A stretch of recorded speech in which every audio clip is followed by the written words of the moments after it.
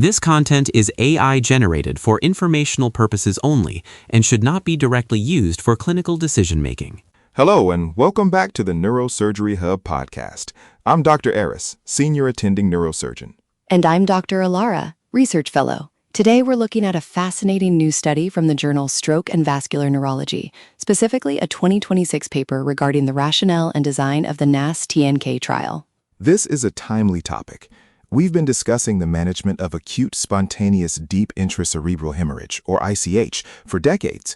While we've moved toward minimally invasive approaches, the gold standard for improving functional outcomes is still something of a moving target. Exactly. The paper starts by acknowledging that while minimally invasive puncture surgery followed by thrombolysis has already been proven as an effective approach for managing hypertensive ICH, its actual impact on improving neurological outcomes remains controversial.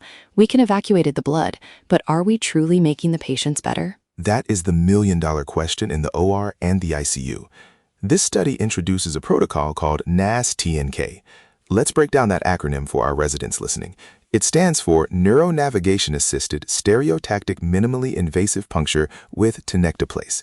Ilara, why the focus on the NAS portion? Well, the authors argue that the integration of neuronavigation-assisted stereotactic technology will significantly help enhance the accuracy of catheter placement.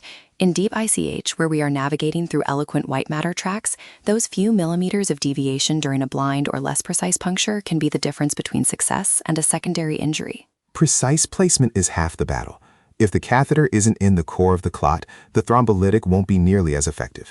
Which brings us to the second half of the study title, TNK, or Tenecteplase. Most of us are used to seeing alteplase in these protocols.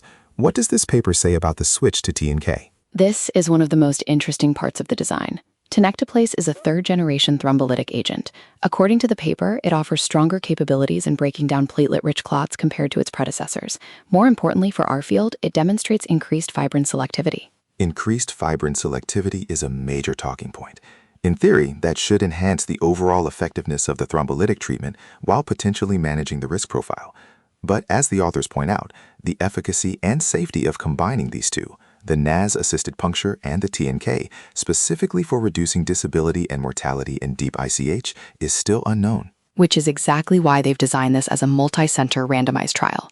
They are moving past the can we do it phase and into the does it actually work better phase. They are specifically targeting patients with acute spontaneous deep ICH, which, as we know, often has the most devastating neurological impact. It's a rigorous approach. For the residents listening, pay attention to the rationale and design aspect here. They aren't just testing a drug, they are testing a technical workflow, accuracy via neuronavigation plus biochemical efficacy via Tenecteplase. It addresses the two main failure points of previous trials, technical inaccuracy in catheter positioning and suboptimal clot lysis. If you can fix the placement with NAS and improve the lysis with a third-generation agent like TNK, you're looking at a much more potent intervention. And if the results show a significant reduction in disability and mortality rates, it could finally resolve that controversy regarding neurological outcomes that has dogged minimally invasive ICH surgery for years. It's definitely a study to watch as the data starts coming in from the various centers involved. The move toward combining high-tech navigation with advanced pharmacology seems to be where the field is headed. Absolutely. Accuracy and selectivity, the two pillars of modern neurosurgery. That's all the time we have for today's deep dive. Thanks for listening to the Neurosurgery Hub podcast. We'll see you in the next episode.